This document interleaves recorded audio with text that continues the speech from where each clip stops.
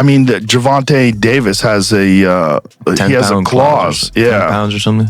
Or Gervonta, especially in the pocket. I mean, Gervonta in the pocket's a monster. Oh my God, he reminds me like a little Tyson. He's short and he conserves his punches. Where like the first few rounds, he throws very few punches. He's just measuring. He's a computer, man. Yep. He's just getting the data. On his podcast, Joe Rogan sent a clear warning to Jake Paul: pull out of the fight with Gervonta Davis. At first, Rogan brushed off the matchup, saying the skill gap was massive, but Paul's weight advantage could balance things out. Can end it. He finds these openings and he sees them, but he doesn't go after them right away. He waits for the right time. He's so patient. Like when you watch the early rounds of his fights, he probably has the lowest punch count in the early round. But he also knows he's got that nuclear option that if he can crack you, most likely he's going to take you out. I think the fight is uneven, but it eventually becomes even, Rogan said. One man has the skills, the other has the size. Whoever uses his advantage best will win. But after watching clips of Davis in camp, dominating heavyweight sparring partners, Rogan changed his mind, picking Davis's skill over Paul's size.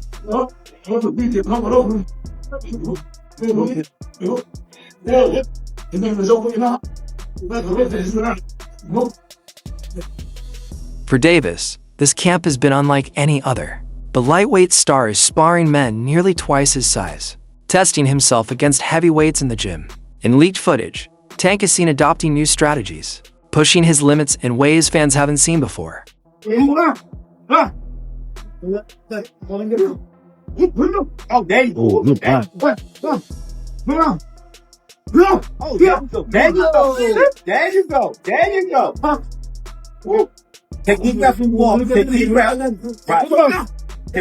Assistant coach Kenny Ellis even said, "I feel like that button's been pressed. I'm seeing a Tank I've never seen before. No smiles, just work." Everyone around him agrees. This version of Davis looks different. One sparring partner, built like Jake Paul, didn't last 2 minutes. Tank's relentless pressure, speed, and precision put him on the canvas in round 1. Nice, clean, crispy shots, like the first fight, you know? Mm-hmm. I mean, I can't speak on what I seen, but the fight will be different. Research.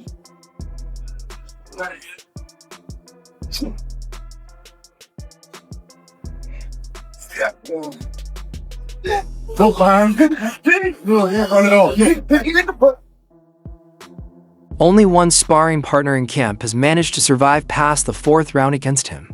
Trainer Calvin Ford admitted even he's a little scared of what Tank is becoming. After footage leaked online, fans flooded social media with confidence. He's swinging for the fist.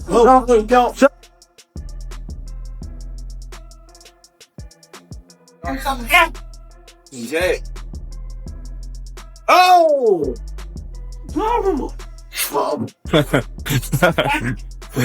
Nah. Oh, that's the hoop.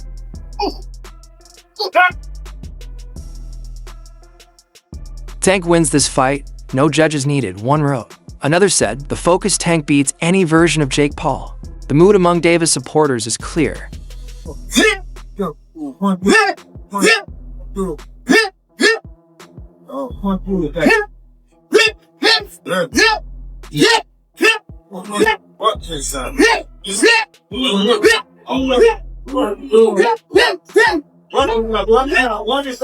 with a short stick? Fall in between them. Fall in between them.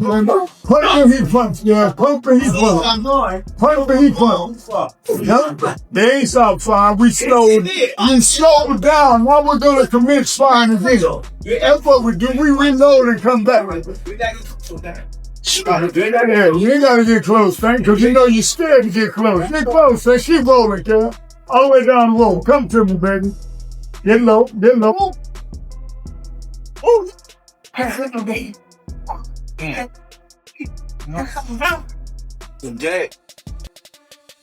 Oh! Oh! Nah. They're expecting fireworks on fight night. On his Fight Companion stream, Rogan revisited the matchup. Jake Paul versus Gervonta Davis is so crazy. 135 pounds versus 100 pounds. That's nuts, he said. Faking you, taking pictures of everything you're doing, then like round 3, round 4, he starts to fucking he's dialed in, he's slipping, pop, pop, pop. He's got special power too. His power's special. And he's mean too. Oh yeah. Mean is a big part of it, isn't it? I think having that dog, being mean is like the biggest part in it, you know? Really? In being a fighter, yeah. He also reminded listeners that because it's an exhibition, nobody officially wins. It's weird. Still, fans and critics point out the obvious. Paul is taller, heavier, and enters the ring with a 60-pound advantage. On paper, it favors him. He had with Eddie Hearn, where he said, I will knock out any one of your guys that has under 10 fights. He goes, whoever you want to have, bring me any guy that you have that's under 10 fights. You can see Eddie Hearn, like, he's kind of stuck there. You think? Yep, because those guys under 10 fights, like, what if Jake Paul knocks one of them out? Like, what if you get it, hasn't been tested, maybe has some promise, maybe he gets wrapped up in the hype, and maybe gets a little nervous, and this is his first chance at a big show. And Jake Paul can crack 100%. That knockout of Tyron Woodley is legit as he can crack. Tyron Woodley is not a boxer. Yep. But Davis's experience and knockout record shift the odds back. Former UFC champion Demetrius Johnson even suggested Jake should fight Darren Till instead, calling the Davis matchup unnecessary. When you talk about Davis, one thing stands out: power. With 28 knockouts and 30 wins. Cruz, talk to us a little about this fight. A little bit surprised from the fans, when they're saying, but talk to us about this fight. What are you expecting from Pitbull? I'm expecting Pitbull to be Pitbull, relentless, firefighter. So we're gonna see. Gonna see how well I tame him. The big question here is, that rematch versus Gervonta. What happened in the 9th round? How frustrated are you that wasn't counted as a knockdown? Man, I'm not. Honestly, I thought I should have won without that being counted a knockdown. Look, I ain't the ref. I ain't really, you know what I'm saying? Like, if he had to wipe sweat out his eye, he had to wipe sweat out his eye. But the rules do state, if you voluntarily take a knee, then that's an automatic 8 count. But it is what it is. I wasn't relying on that. Tank has sent countless opponents into the shadow realm, but in his last title defense against Lamont Roach Jr., he looked shaky, even dropping to a knee at one point. Davis later blamed it on hair product, but Rogan wasn't convinced and briefly questioned whether Tank should face Paul at all. On JRE episode number 2186 with Antonio Brown. Back and forth, it was supposed to happen in August, it didn't happen, then now his exhibition fight. So where's that slate leave us right now? You think we're going to get that rematch fight versus Gervonta after this fight? Who knows? He said he's retiring. I believe him. I think he's scared. So if he's going to retire, I believe he's going to retire. You think he'll retire after the exhibition match? I think so. Why do you say that? Because he gets scared. That's all I know is the got in his eye, but they should have countered it. They would have countered it, it would have went to Lamont Roach. What I didn't like about Tank, he was gassing up Lamont Roach way too much, and he was already talking about like retiring. He seemed a little distracted, didn't he, in the fight? That wasn't the same Gervonta Davis we're really used to seeing. It just lets you know how corrupt like the governing bodies are. Took a knee. Not only did he take a knee, he said, hold on real quick. Let me get this out of my eye. How is that not a point? Like, funny thing, bro, that's why I cut my braids off. I had braids and I had the same thing. I think I was taking control. I think I was landing more shots. I think I was landing more power shots. And I thought I was doing my thing. So I'm not really that frustrated about that. But if that was kind of a knockdown, I would win the majority decision. Yeah, Lamont, this is Matt from Brunch Boxing. What explanation, if any, were you given about why that particular sequence was not properly called? Rogan criticized Davis's excuse. What are you putting in your hair when you've got a world title fight? That's crazy, he said. Brown agreed, adding that champions must stay focused and deliver without distractions. Real easy. Is there any way any realistic or legitimate way in your mind you could see Jake Paul winning a fight against Tank?